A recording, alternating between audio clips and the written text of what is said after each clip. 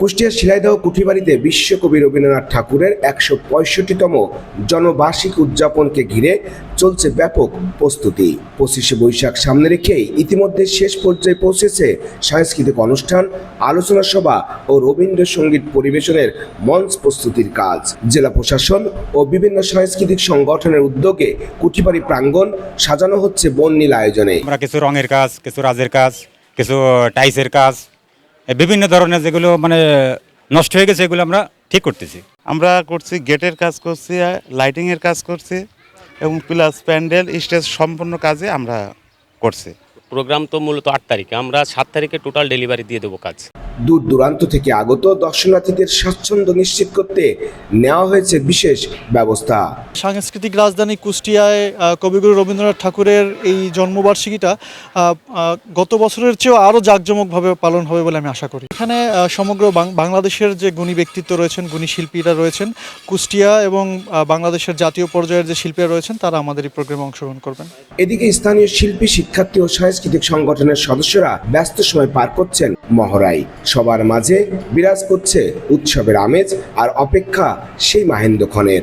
তো আমরা এই চর্চার ক্ষেত্রে অবশ্যই বছরব্যাপী কেন সবসময়ের জন্য রবীন্দ্রনাথকে চর্চায় রাখা উচিত বলে আমি মনে করি। কারণ রবীন্দ্রনাথ এমন একটি মহিরুহ যার ছায়ায় বাংলা সাহিত্য সংস্কৃতির বিকাশ, প্রচার, প্রকাশ সবই জড়িয়ে আছে। টেগোর লজ এবং শিলাইদহ আমাদের কুষ্টিয়াবাসীর জন্য একটা অনেক বড় প্রাপ্তি এবং আমরা প্রত্যেক বছর এই যে খুব সকালে উঠে আমরা রবীন্দ্র জয়ন্তী পালন করি, টেগোর লজে শুরু করি সকালের অনুষ্ঠান।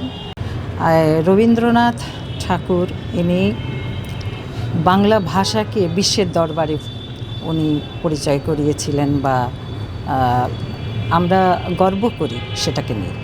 তবে এই আয়োজন ঘিরে স্থানীয় কিছু প্রবীণ ভক্তদের মধ্যে দেখা দিয়েছে মিশ্র প্রতিক্রিয়া। তাদের অভিযোগ, রবীন্দ্র লালন ভিত্তিক অনুষ্ঠানগুলোতে রাজনৈতিক প্রভাব বাড়ছে, যা সাংস্কৃতিক চর্চার জন্য শুভ নয়। তথাকথিতভাবে সব কিছুই হবে, রবীন্দ্র স্মরণ ওর মধ্যেই হবে। আমরা যাব না, আমি অন্তত নিজে তো যাব না, আমি ঘরে বসে ওদের অনুষ্ঠান দেখব, কাগজে পড়ব, এতেই আমার এক প্লেজার। কিন্তু আগে হলে আমরা প্রধান বক্তা থাকতাম, আলোচক থাকতাম, কথা বলতাম, মানুষের সঙ্গে সম্পৃক্ত হয়ে সারাদিন ওখানে কাটিয়ে দিতাম। সে সুযোগ এখন আর আমাদের জন্য নেই। ওরা আমাদেরকে চিঠিও দেয়, এই জন্য আমরা দুঃখ প্রকাশ করি না। হয়তো এভাবেই ছক করে সাজিয়ে ছোড়া কুষ্টিয়ার বাংলাদেশের সংস্কৃতিকে সেভাবেই হচ্ছে। তবুও হোক, নেই ভালোর থেকে রবীন্দ্রনাথকে যে এতটুকু স্মরণ করছে তাতে আমরা কৃতার্থ।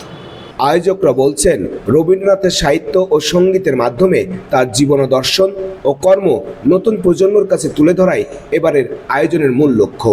প্রতি বছরের মতো এবারও হাজারো ভক্ত দর্শনার্থীদের পদচারণায় মুখর হয়ে উঠবে শিলাইদহ কুঠিবাড়ি, এমনই প্রত্যাশা সকলের। তরিকুল ইসলাম, আন্দোলনের বাজার, ডিজিটাল।